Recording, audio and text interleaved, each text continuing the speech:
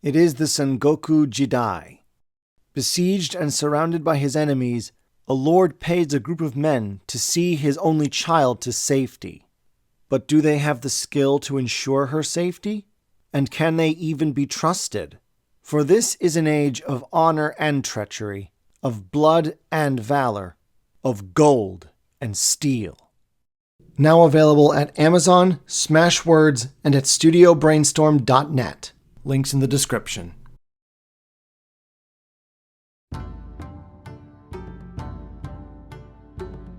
The year was 442, and the Empire of Rokugan had, for the first time in its history, lost a ruler not to disease or old age, but violence.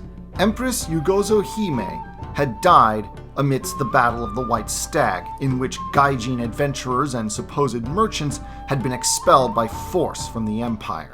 Her husband, Doji Usan, is never mentioned, so presumably he too was killed in the fighting. They had had 4 daughters together, but none were old enough to rule. The one who stepped forward to guide the empire during the minority of these children was Yugozo Hime's uncle, Muhaki. A childless, aging widower at this point in his life, Muhaki had lived a long life and seen many things. His father, Fujiwa's struggle and ultimate defeat at the hands of the Gozoku, as well as seeing his elder brother Kusada made their puppet. He had always, albeit quietly, opposed the Gozoku and had been one of his niece Yugozo Hime's earliest supporters in her bid to reclaim power from the conspiracy. Thus, as her closest male relative, he was the logical choice to oversee the empire until her eldest child, Retsuhime, came of age. This leads us into 2 pertinent details about this period of time. The first is kind of a big nitpick for me, and it's the fact that Muhaki really shouldn't be considered an emperor. After all, his elder brother Kusada was made emperor, and, as per tradition, he would have been forced to undergo the ritual of abdication, and thus be considered one of the Otomo family. Yet he is referred to in all the sources as Hantei Muhaki, and is counted as an official emperor of Rokugan. It's just one of those details that kind of annoys me as it's inconsistent with the lore, at least so far anyway. The second thing is a matter of dates. We know when this all started, 442 with Yugozo Hime's death, and we know that it ends in 487, the year that presumably Retsuhime dies. It's not said explicitly, but that's when the next emperor takes the throne. That's a 45-year period, and yet no date is mentioned as when Muhaki's regency ended and Retsuhime was deemed old enough to rule. Combined with the fact that neither of these 2 rulers did that much during this period, I'm going to initially focus on what little Muhaki and Retsuhime respectively did before going back to the regular format of different events in chronological order. Of course, the first thing was, as previously mentioned in the Battle of the White Stag video, Muhaki banned foreigners from ever coming to the Emerald Empire again. Just as importantly, he forbade trading with the gaijin. And this leads us to the story of one Agasha Kasuga. Eccentric even by the standards of the Agasha family, Kasuga was a man fascinated with unorthodox methods of learning magic and of relations between the classes, particularly with the lowest orders like the Hinin. As you might imagine, this didn't make him many friends in the upper echelons of power. Indeed, the only people that he had any good relations with were Yasaki merchants who operated out of Otosan Uchi. Kasuga had been one of many people in the court deeply fascinated by the gaijin from Merane and Thrain. And when Hantei Yugozo Hime ordered the expulsion of all gaijin and the Thrain leader, Garen Hawthorne, responded with violence, Kasuga was possibly the only person in the capital who suspected that there might be some other force at work to cause things to escalate so swiftly.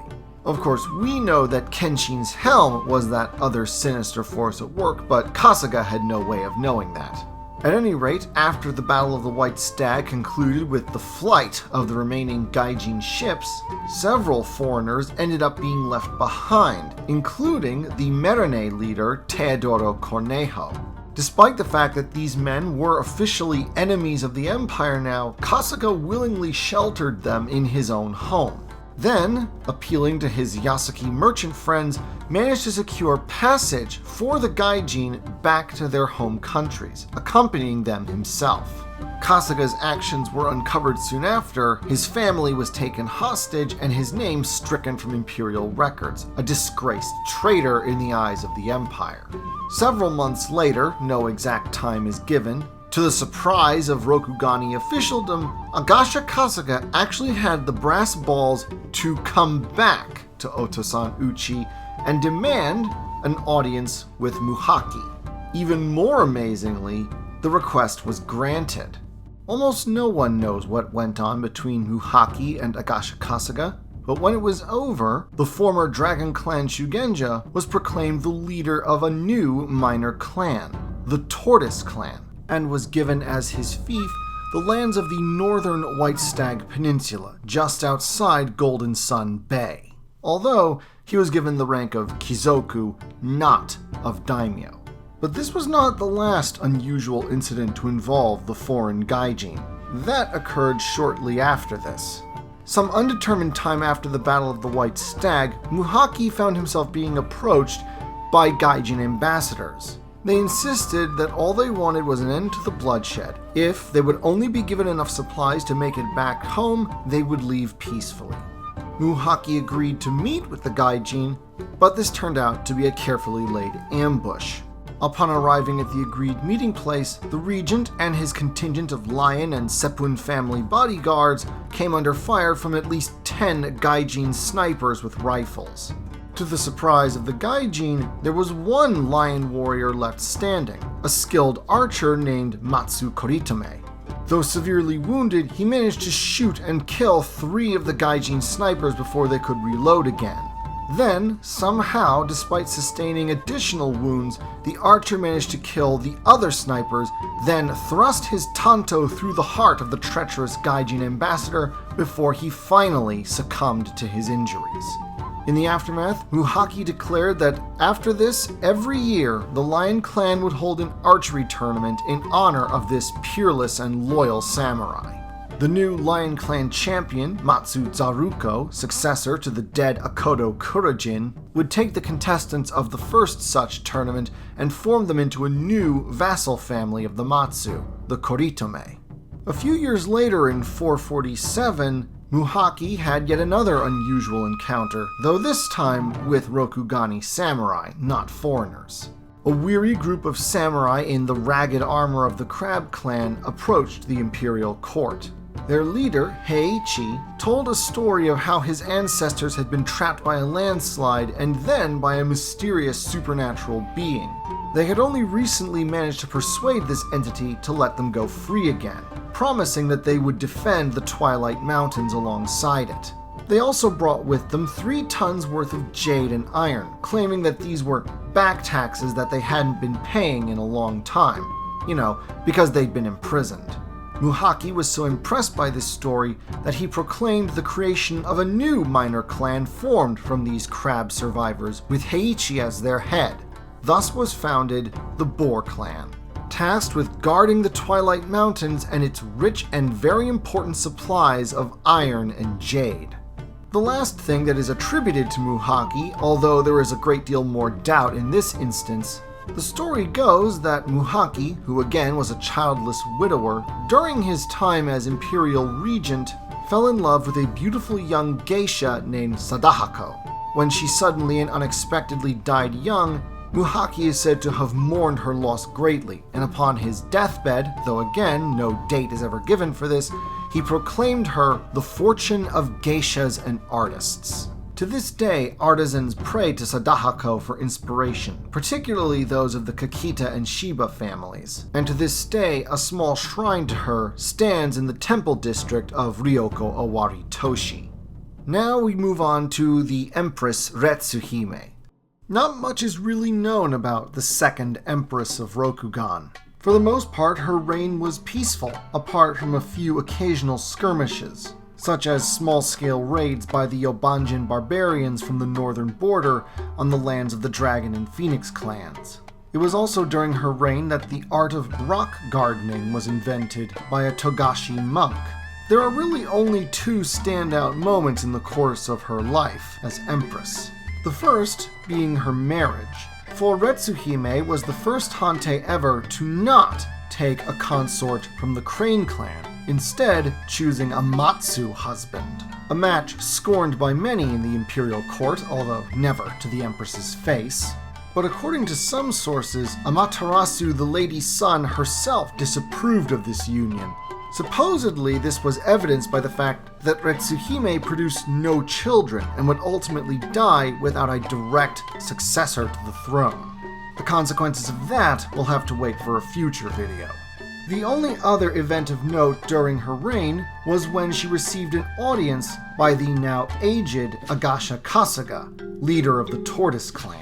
The Kizoku revealed to the Empress that his clan had been smuggling and spying on the Gaijin nations beyond the Empire, in flagrant violation of imperial law.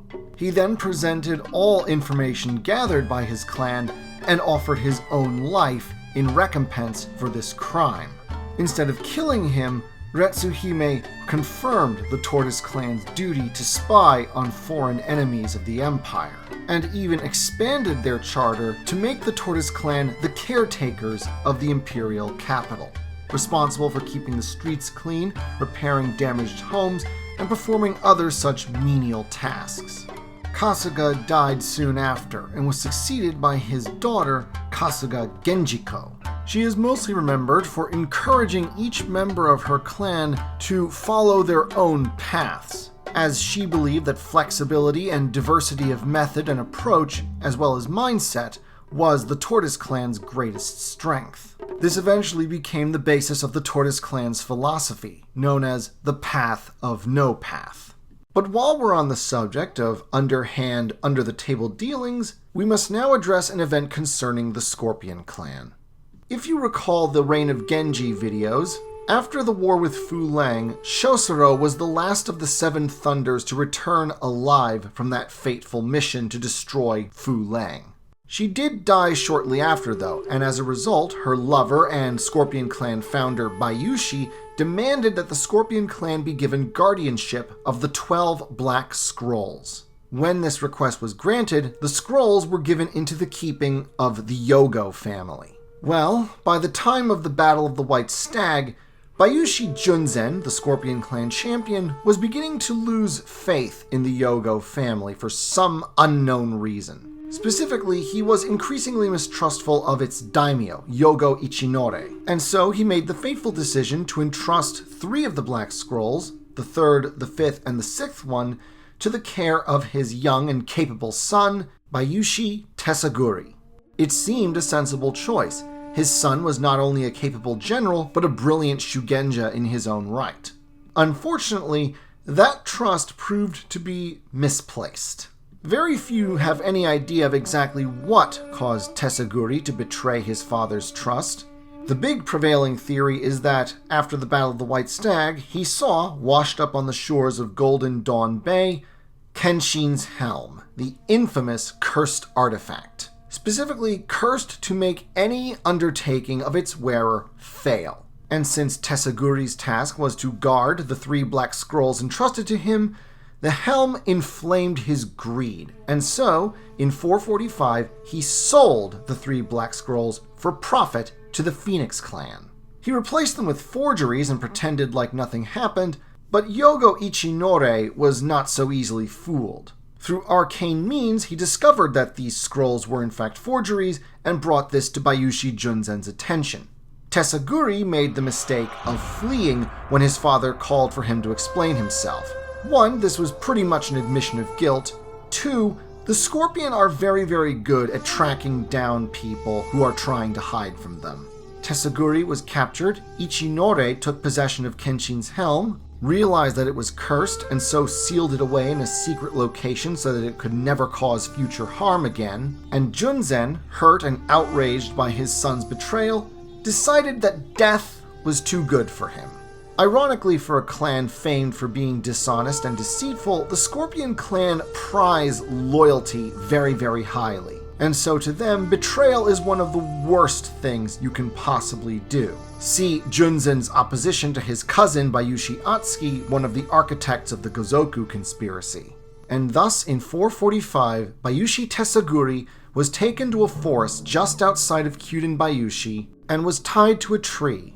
After a long, undescribed but excruciatingly painful ritual, a knife was slowly stabbed through his chest as his crimes were read aloud to him, the magic of the ritual keeping him alive and conscious throughout. Once the crimes were finished being read out to him, the knife was plunged fully through Tesaguri and into the tree that he was bound to. Thus, his soul was bound to that tree, doomed to suffer an eternity of torment. And thus was born possibly the most infamous tradition of the Scorpion clan. And the forest was named forever after Hayashi no Uragiri Mono, the Traitor's Grove. Alas, the rest of the stories in this period aren't nearly as exciting. Another figure of note in this indeterminate period was the great Mia actress and playwright Mia Mai. Born in 452, she was an actress of little distinction until her face was badly scarred in a theater fire. Then she became a playwright, and made it big with her first and still considered her greatest play, The Emperor's Blessing, a dramatized retelling of the end of the war with Fu Leng and the founding of the Mia family. Everyone loved the play, but it seems that Mai wasn't all that interested in pleasing audiences, as her main thing was critiquing society in the Emerald Empire. This, of course, inevitably got her into trouble. Most of her plays afterwards became increasingly dark and comical, not to mention highly political. And in a time where most artists are dependent on the patronage of the elite decided they didn't like Mai's plays, and she ultimately died in poverty in 495 after basically pissing off most of the aristocracy. Next, we have the case of Kakita Merao, a young warrior who suffered a serious hand injury in a border skirmish that made it almost impossible for him to hold a sword. He did, however, find a career in the theater, where his combat experience and training allowed him to act out heroic protagonist roles in combat scenes in his plays. Then, after extensively reading the Tao of Shinsei and traveling to a sacred waterfall, Kakita Merao had a revelation. He came back believing that all beings have a right to life and used his unique combination of combat and theater training to create a new martial art called Mizu-do, the Way of Water, a defensive style of bare-handed combat that mostly relied on redirecting the force of an attacker. Merao would teach his new techniques until he chose to retire as a monk in the year 456. More tragically, the year 456 also saw the demise of a truly noble man, Mirumoto Tokeru. The younger of two twin brothers, Tokeru spent his entire life as a faithful lieutenant to his elder brother, Mirumoto Ryudumu. Unfortunately, Ryudumu was clearly inferior to his younger brother in prowess, and the dragon samurai who served under him knew that. They respected Tokeru and often mocked Ryudumu behind his back. And so Ryudumu became increasingly insecure and jealous of his brother. It all came to a head shortly after Ryudumu married. Before long, he became convinced that his wife was carrying on an affair with his younger brother and challenged Tokeru to a duel to the death. Tokeru had been a loyal brother all his life. He denied the charges, but when confronted by his elder on the field of honor, he could not bring himself to kill Ryudumu for his slander.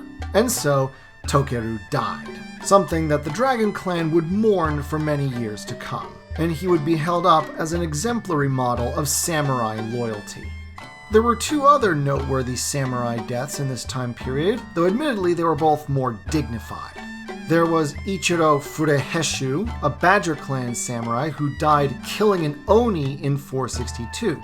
He did this by crushing the monster's skull with his bare hands just as the abomination broke his back. In honor of this great accomplishment, his son was made the leader of a new Badger Clan vassal family named after his father. The second was Mirumoto Takeda, a dragon samurai of great skill.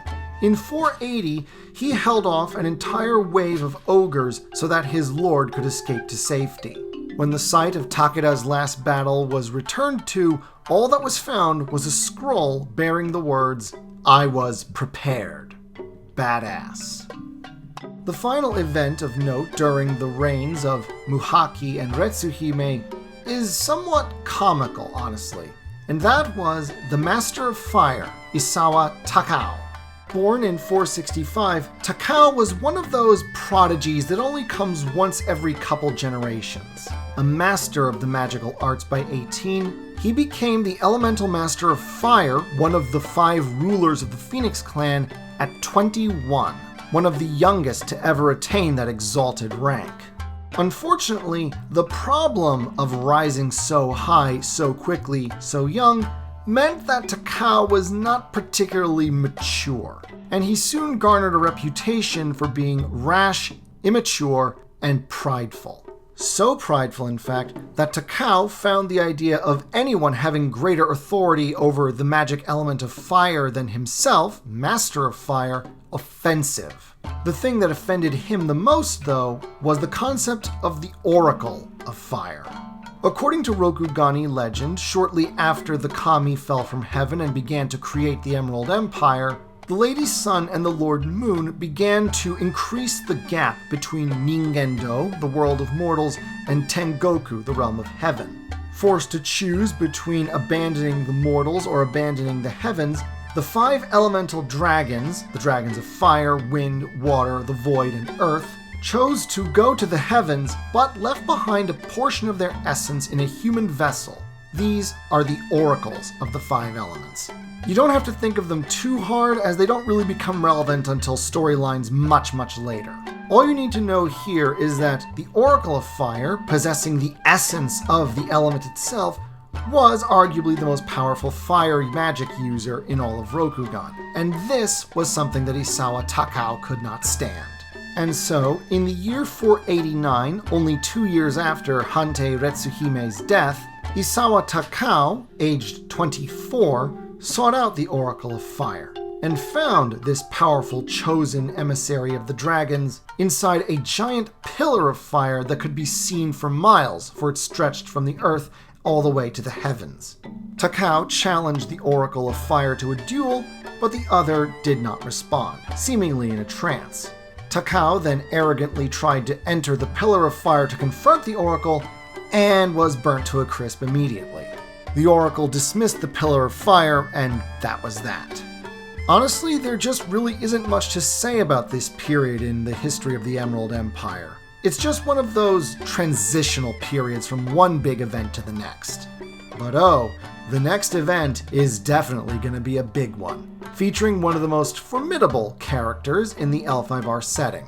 You know him, some of you love him, some of you wish he'd just stay dead. It's the origins of Ichiban, the Blood Speaker. Until then.